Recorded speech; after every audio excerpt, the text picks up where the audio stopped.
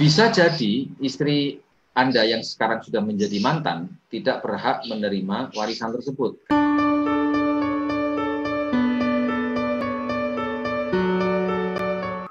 Ahli waris adalah orang yang memang kita tunjuk dan memiliki hubungan darah, hubungan perkawinan. Jika ahli waris Anda adalah istri Anda, dan kemudian setelah berjalannya waktu lalu istri ini berpisah karena sesuatu hal, maka Anda menjadi duda, maka tentu saja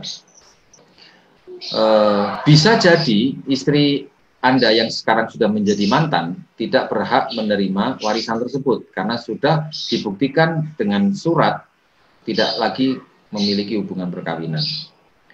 Karena itulah pemegang polis berhak merubah siapa yang menjadi penerima manfaatnya. Dia berhak merubah, menentukan prosentasenya.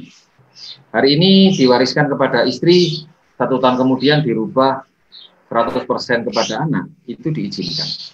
Jadi begitu pentingnya posisi pemegang polis, ini perlu Anda perhatikan. Anda jadi pemegang polis atau istri Anda yang jadi pemegang polis. Karena yang boleh merubah manfaat, merubah alamat, merubah semua hal-hal yang berhubungan dengan keuangan, itu adalah pemegang polis. Saya lanjutkan, jika kita punya istri yang sudah tidak lagi menjadi istri, maka dia secara hukum tidak berhak. Nah, maka akan diwakilkan kepada anak. Oleh karena itu biasanya ketika kita jadi nasabah sebagai pemegang polis, kita masukkan beberapa orang. Anda diberikan kesempatan antara 4 orang, ya, sampai 5 orang yang akan menjadi penerima manfaat. Anda tentukan nama anak Anda, kemudian berapa prosentasenya. Dan ketika pada masanya nanti mereka akan mengambil manfaat ahli waris sebagai ahli waris, maka mereka harus membuktikan dengan dokumen resmi yang dimiliki oleh negara, yang disahkan oleh negara bahwa dia adalah anaknya. Nah, bagaimana kalau seumpama pada waktu mengalami satu musibah, tutup usianya kita, anak kita ini kondisinya masih kecil dan istri kita sudah berpisah, maka ini membutuhkan wali.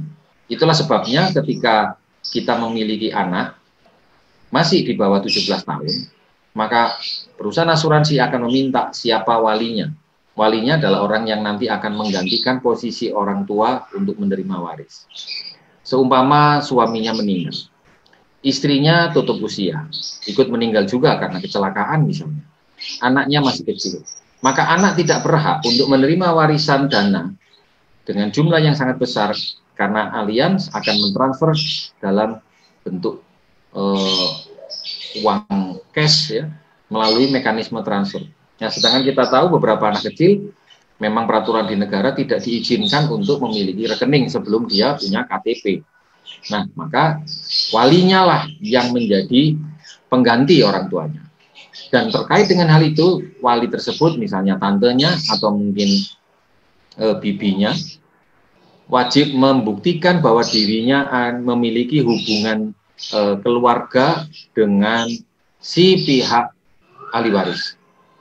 Mungkin melampirkan kartu keluarga antara dia sebagai tante dengan kartu keluarga atau surat kematian adiknya, ya, jadi kakak dengan adik, kakak jadi satu, nanti akan ketemu di satu ujung yaitu sebagai orang tua.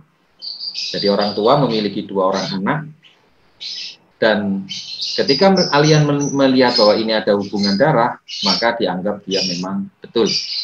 Nah, bagaimana kalau seandainya perusahaan asuransi agak sanksi karena mungkin semua mengaku saudara? Maka kalian akan meminta kepada lembaga yang terkait, dalam hal ini penetapan pengadilan, siapa sesungguhnya yang berhak menerima wali, yang ditunjuk sebagai wali. Kenapa? Karena perusahaan asuransi adalah perusahaan yang diawasi oleh lembaga otoritas jasa keuangan. Harus terhindar dari unsur-unsur money laundering atau mungkin tindakan ilegal lainnya. Jadi asuransi berhati-hati, bukan untuk tidak membayar, ya, karena ini adalah merupakan amanah orang lain. Karena itu pastikan kita sebagai pemegang polis tertanggung, nama kita ini sudah sesuai dengan akte lahir kita. Seperti pengalaman saya sendiri. Nama saya Muhammad Saiful Alam, tetapi penulisannya antara akte lahir dengan STTB, surat tanda tamat belajar, dengan KTP, dengan buku rekening tidak sama. Misalnya, jika ada orang yang namanya M, hurufnya adalah MOH titik Saiful Alam, maka dia dipanggil Muhammad Saiful Alam. Karena MOH adalah singkatan dari Muhammad. Ada juga yang menulis MOCH, itu juga Muhammad. Ada yang M saja, itu juga Muhammad. Kalau dipanjangkan pun itu juga berbeda-beda. Muhammad menggunakan huruf O dengan Muhammad menggunakan huruf U, itu juga sama Muhammadnya. M-nya 1, M-nya 2 itu pun juga berbeda. Yang belakang Muhammad menggunakan D, delta, yang belakang menggunakan T, Tango, juga Muhammad. Nah, karena itulah Anda perlu menyamakan identitas Anda dengan akte lahir. Dia adalah dokumen yang paling akurat karena dia dibuat pada waktu Anda pertama kali lahir di dunia ini. Nah, kemudian muncul lagi istilah baru yaitu pembayar premi. Pembayar premi ini adalah orang yang boleh jadi karena hubungan lain. Ya, dia tidak mempunyai hak apapun kecuali dia yang membayar preminya. Ya.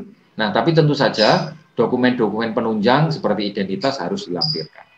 Misalnya, yang membayar preminya adalah suaminya, pemegang polis adalah istrinya, tertanggung adalah anaknya, ahli waris adalah orang tuanya. Itu bisa saja. Ya. Nah, teman-teman Anda perlu belajar secara detail tentang isi kontrak di dalam asuransi Anda. Asuransi sesungguhnya dibeli bukan karena ada orang yang harus meninggal. Asuransi dibeli karena ada orang yang harus bertahan hidup jika ada orang lain meninggal. Bagaimana dengan Anda? Sampai ketemu di sesi kita selanjutnya.